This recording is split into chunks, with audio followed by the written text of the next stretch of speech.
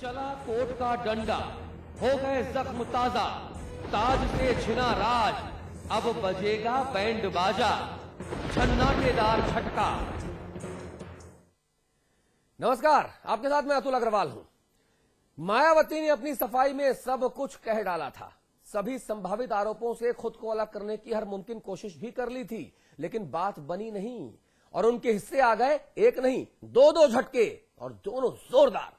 पहला झटका supreme court से लगा, जिसने ताज कॉरिडोर मामले में मायावती को नोटिस देकर सवाल पूछ लिया कि मायावती जी, आपके खिलाफ केस क्यों ना चलाया जाए।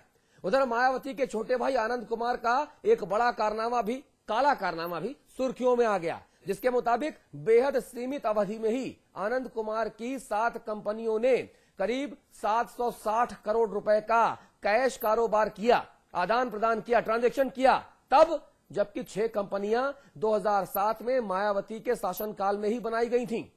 अब मायावती चाहकर भी अपना पल्ला अगर झाड़े तो भैया कैसे, यही सवाल है। इसी मुद्दे पर बातचीत करेंगे। हमारे साथ अमिताभ अग्निहोत्री जी हैं, हमारे मैनेजिंग एडिटर हैं। हमारे साथ खास मेहमान आए बने हैं, हमारे साथ राम आश्रय कुशवाहा जी हैं। आप उत्तर प्रदेश सरकार के कैबिनेट मंत्री हैं, आप समाजवादी पार्टी के राष्ट्रीय महासचिव हैं और मुलायम सिंह जी की कोर टीम के महत्वपूर्ण सदस्य। कुशवाहा जी, स्वागत है आपका। जी बहुत धन्यवाद। नरेंद्र सिंह राणा हैं, आप बीजेपी की नुमाइंदगी कर रहे हैं लखनऊ में, और सीबी पांडे साहब हैं, आप वरिष्ठ अधिवक्ता हैं, और ये आप ही का ही प्रताप है, ये आप ही की ही देन है कि बहन कुमारी मायावती छटपटा रही हैं, कसमसा रही हैं, कुछ कर नहीं पा रही। पांडे साहब, आपको विशेष बधाई कि आप कम से कम जनता के जो मुद्दे हैं वो सफलतापूर्वक उठा रहे हैं। जी, तब मुश्किलें जब आती हैं तो कहते हैं अकेले नहीं आती, वो अपने साथ आसपास के सारे झंझट, झमेले, अपयश, बदनामी सबको समेट के आपके द्वार आती हैं, घर आती हैं और जबरन घुसाती हैं। जी, किसी को एतवार हो और अगर ना हो तो मैडम माया से मिल ले, जिन्हें एक ही दिन में बैक टू बैक 2 झन्नाटेदार झटके लगे। पहला मामला ताज कॉरिडोर से जुड़ा हुआ है, जिसमें सुप्रीम कोर्ट ने उन्हें नोटिस भेज दिया, तो दूसरा मामला उनके छोटे भाई आनंद कुमार सिंह की कंपनियों में हुए कथित फर्जीवाड़े से जुड़ा हुआ है।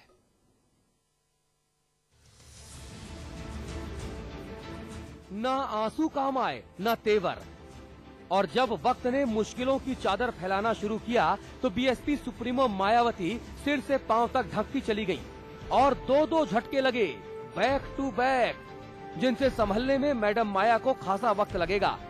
पहले मायावती के तेवर और उसमें छिपे आंसुओं को आप जरा देख लीजिए।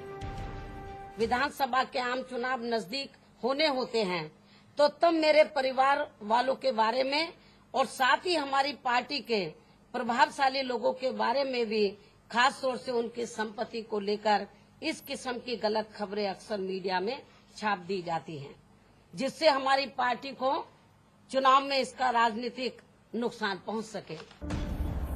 ये वो दर्द था जिसे मायावती ने 24 जनवरी को जग जाहिर किया था, लेकिन भला होनी को कौन टाल सकता है। नतीजतन ताज कॉरिडोर का जिन्न एक बार फिर सामने आ खड़ा हुआ और मामला सुप्रीम कोर्ट पहुंच गया।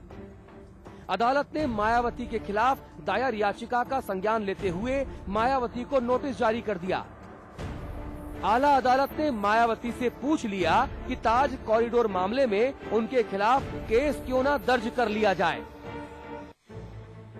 आपको बता दें कि वर्ष 2002 में ताज कॉरिडोर घोटाला सामने आया था, जिसमें पर्यावरण विभाग की मंजूरी के बिना आगरा में निर्माण शुरू किया गया था, जिसके तहत ताजमहल के आसपास व्यावसायिक परिसर बनाने की योजना थी। आरोप लगा कि इसमें करोड़ों का हेरफेर हुआ है। बाद में तत्कालीन राज्यपाल टीबी राजेश्वर ने मामले में मायावती और मायावती के खासम खास नसीमुद्दीन सिद्दीकी के खिलाफ केस चलाने की अनुमति देने से इनकार कर दिया था, लेकिन याचिकाकर्ताओं ने सुप्रीम कोर्ट का दरवाजा खटखटा दिया और जब दरवाजा खुला तो मायावती के हाथों में आ गई नोटिस, यानी मैडम माया की मुसीबतें बढ़ना तय समझिए। अब मायावती ने जिन जिन पार्टियों की लानत मलानत की थी वो सभी उन पर एक साथ टूट पड़े। निश्चित तौर से अगर सुप्रीम कोर्ट ने कोई आदेश किया है तो उस न्यायपालिका के आलेख में अब वो उस पर कार्रवाई होगी और मुकदमा चलेगा। ये बात सही है कि बीएसपी और मायावती जी के शासनकाल में जनधन की खुली लूट हुई है। लेकिन कांग्रेस पार्टी कार्रवाई करने के मामले में दोहरा चरित्र अपनाती है। समाजवादी पार्टी ने उस समय भी इस बात का विरोध किया था कि महामहिम राज्यपाल ने जो परमिशन नहीं दी थी उसके कारण मुकदमा नहीं चला था। और हम चाहते थे कि चीजों की जांच होकर चलना चाहिए, जो सही है वो जनता के बीच आना चाहिए। हम स्वागत करते हैं सुप्रीम कोर्ट का फैसले का। उधर एक और मुसीबत सामने आ खड़ी हुई। वो आई मायावती के छोटे भाई आनंद कुमार सिंह के जरिए। दरअसल आनंद कुमार की कंपनियों ने करीब 760 करोड़ रुपए का कैश ट्रांजैक्शन किया है। अब रकम बड़ी है तो उसके सोर्स पर सवाल तो खड़े होंगे और बड़े होंगे। बताया जा रहा है कि आनंद कुमार के मालिकाना हक वाली 7 में से सिर्फ एक कंपनी का ठोस कारोबार है। बाकी कंपनियां 2007 में मायावती के मुख्यमंत्री बनने के बाद बनाई गई थीं। ऐसे में प्रवर्तन निदेशालय की निगाहें टेढ़ी होना तो लाजमी था। यानी मुश्किल सिर्फ कोर्ट ने ही नहीं बढ़ाई है, दरअसल मुश्किलों का अंबार लग गया है फिलवक्त। और खास बात यह है कि चुनाव सिर पर हैं और विरोधी इस मुद्दे को चुनाव तक खींचने से बाज नहीं आएंगे। यानी फुल्ली पैनिक कंडीशन है मैडम माया की। ब्यूरो रिपोर्ट के साथ आलोक साहिल, समाचार प्लस। जी, यानी फुल्ली पैनिक कंडीशन है बहन कुमारी मायावती जी की। रामश्री कुशवाहा जी, आप लोगों को तो बिन मांगे सब कुछ मिल रहा है।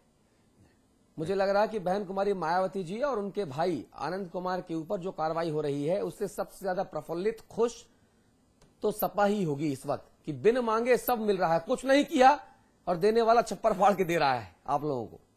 देखिए, निश्चित रूप से सुप्रीम कोर्ट का आदर सम्मान करते हुए मैं ये बात कहूंगा कि निश्चित रूप से सुप्रीम कोर्ट के पास मजबूत तथ्य मिल गए हैं और मायावती जी के और नसीमुद्दीन के खिलाफ और उनके भाई के खिलाफ जो कार्रवाई होने जा रही है, मेरे ख्याल में ये उचित कार्रवाई है और ये तथ्य सामने आकर के उनके खिलाफ सख्त कार्रवाई भी होगी। जहां तक देखा जा रहा है, चूंकि बहुत बचाव किया गया और गवर्नर साहब ने भी उस समय ये मुकदमा चलाने से इनकार कर दिया था और ये उसी समय चला देना चाहिए और मजबूर को होकर के अपील लोगों को सुप्रीम कोर्ट में करनी पड़ी। और आज खैर काफी इंतजार के बाद ये सुप्रीम कोर्ट का जो आदेश आया है कि क्यों ना आपके ऊपर मुकदमा चलाया जाए, उसका हम लोग स्वागत करते हैं। जी, सीबी पांडे साहब, मुझे बताइए, आखिरकार टीबी राजेश्वर राज्यपाल थे जिस वक्त, उस वक्त उन्होंने जब सीबीआई ने कहा कि साहब हम बहन कुमारी मायावती के ऊपर मुकदमा चलाना चाहते हैं, शिकायत मिल रही है, तथ्य हमारे पास हैं, कृपया इजाजत दें, उन्होंने इजाजत नहीं दी।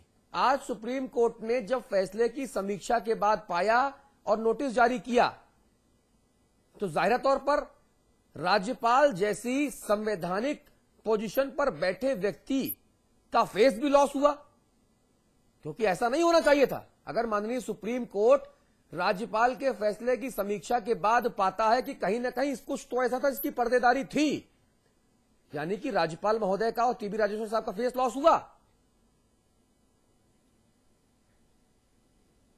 पांडे जी, इसमें इतना ही नहीं है, इसमें जो पिटीशन दाखिल हुआ था, हाँ, राज्यपाल ये इसमें कॉग्निजेंस सीबीआई कोर्ट ने जब राज्यपाल से अनुमति नहीं मिली, हाँ, तो सीबीआई ने जब मायावती को बरी कर दिया, तो उसके खिलाफ जब इलाहाबाद हाईकोर्ट में ये पिटीशन दाखिल हुआ, तो उस पिटीशन में ये आरोप लगाया गया है कि इस पिटीशन में कि राज्यपाल महोदय उसमें उस समय हाँ, कांग्रेस पार्टी के प्रभाव में आ गए थे, क्योंकि कांग्रेस पार्टी को उस समय राष्ट्रपति के चुनाव के लिए सुश्री मायावती की पार्टी की जरूरत थी, हाँ, उनके वोट की जरूरत थी। ये स्पेसिफिक पिटीशन की बात कर रहा हूँ, कोई हाँ, ऐसा नहीं कि अनुमान वाली बात है। हाँ, पिटीशन में बात लिखी गई थी कि उनमें उनकी जरूरत थी, इसलिए टीबी राजेश्वर ने उन्हें मदद करने के लिए कि उनकी मदद, इसी शर्त पर उन्होंने अपना समर्थन दिया था कि हम आपको समर्थन देंगे या हमारा मुकदमा खत्म कराइए। तो उन्होंने सीबीआई ने उनसे अप्रोच किया हाँ, कि आप इसमें सैंक्शन के लिए किया, तो नहीं दी और मुकदमा खत्म। जी, और वो आवाज में थोड़ी प्रॉब्लम है, आवाज में थोड़ी प्रॉब्लम आ रही है। नरेंद्र सिंह राणा जी के पास चलूंगा। राणा साहब, मैं तो आपको अनायास देख के पहचान ही नहीं पाया। आपने अपना मेकओवर करवा लिया है, क्लीन शेव वगैरह हो गए हैं आप। तो जब मुझे पता चला कि नरेंद्र सिंह राणा साहब आ रहे हैं तो मैंने कैमरे के बजाय विंडो में थोड़ी देर देखा कि मैंने कहा भाई ये राणा साहब ही है ना, ऐसा तो नहीं कि धोखे से सहयोगी ने गलत नाम लिख दिया हो।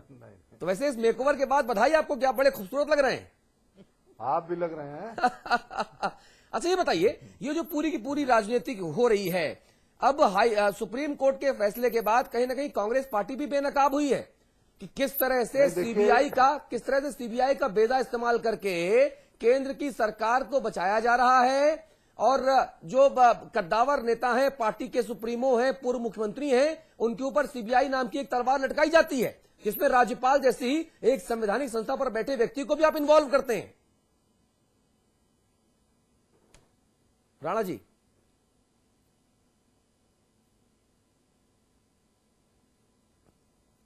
आवाज कहीं खो गई है, ये सवाल मैं लेकर कुशवाहा जी के पास जाऊंगा। कुशवाहा जी, ये सवाल जो मैंने राणा जी से पूछा, सवाल मैं आपसे पूछ रहा हूं कि कांग्रेस पार्टी की जो नीति और नियत वो साफ हो गई है कि आप किस तरह से चीजों का बेजा इस्तेमाल करते हो अपने फायदे के लिए।